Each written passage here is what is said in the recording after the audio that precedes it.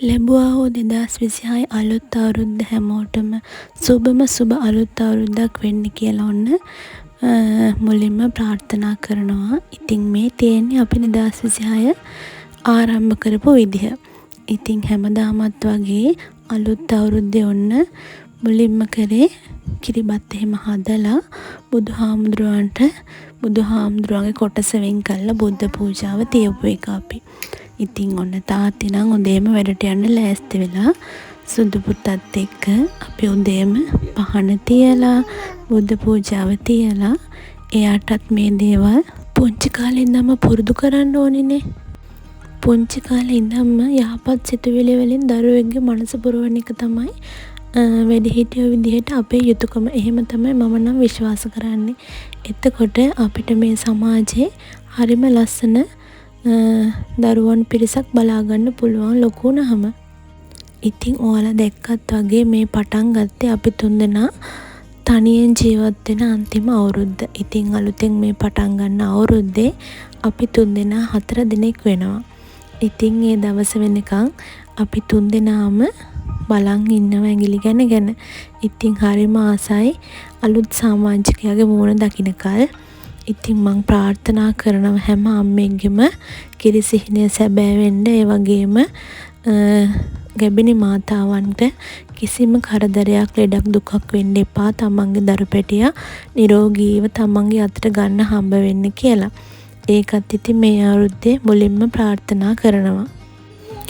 ඔන්න ඔය විදිහට අපි බුදුහාමුදුරුවන්ගෙන් ආශිර්වාද අරගෙන ඉස්සෙල්ලාම දවස පටන් අරගෙන තාත්ති ඔන්න කිරිබත් කාලා වැඩට යන්න තමයි ලෑස්ති වෙන්නේ. ඉතින් අපි තුන්දෙනාත් එක්ක ඊට පස්සේ දවසේ ඉතිරි වැඩ ටික කරන්න පටන් ගන්න තියෙනවා. ඉතින් ඔය ඉන්නේ අලුත් සමාජිකයා. එයාටත් ඉතින් අද උදේම ආශිර්වාද දෙන්න ඕනේනේ. හැමදාමත් වගේ සුපුරුදු පරිදි විශේෂ දවසට ඉතින් අපේ ගෙදර ඉඹුල් කිරිබත් තමයි හදන්නේ. මොකද ඉතින් හස්බන්ඩ්ගේ ආසම කෑම ඉඹුල් කිරිබත්. ඉතින් එයාව සතුටින් තියන්න ඕනේ අපි අනිත් හැමෝටම කලින්. මොකද අපිව අවුරුද්ද පුරාම බලාගන්න එයා. ඒක නිසා එයාට ඕනේ දේවල් හදලා දීලා පුංචිවට හරි එයාව සතුටු කරන එක තමයි මගේ වගකීම. ඉතින් ඔන්න පේනවනේ සුදු පුතාගේ දඟ වැඩ. කේක් එක කැපුවා ඉතින් කොහොම හරි අපිටත් කලින්. ඉතින් පුංචියට අපි තුන්දෙනාත් එක්ක කේක් එකකුත් හදලා කිරිබත් ටිකක් කාලා තමයි 2026 ඔන්න පටන් ගන්නෙ. පේනවනේ දඟ පැංචෙක් ඉන්නකොට කොහොමද ගෙදර කියලා. කේක් කන්න නම් හොඳටම කට අරිනවා. හැබැයි ඔන්න බලන්න කිරිබත් කවා ගන්න කට අරින විදිය. කිරිබත් නම් ඔන්න කෑවෙම නෑ. ඉතින් ඔයාලා ගෙවල්ලත් පුංචි පැටවෝ එහෙමද?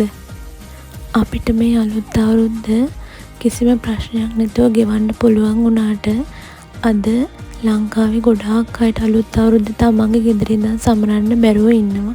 ඉතින් ඒ හැමෝටමත් ඒගොල්ලන්ට ඉක්මනින් එයාලගේ ගෙවපු ජීවිතය යථා තත්ත්වයටපත් වෙන්න කියලා ඔන්න ඒ ප්‍රාර්ථනාවත් කරනවා.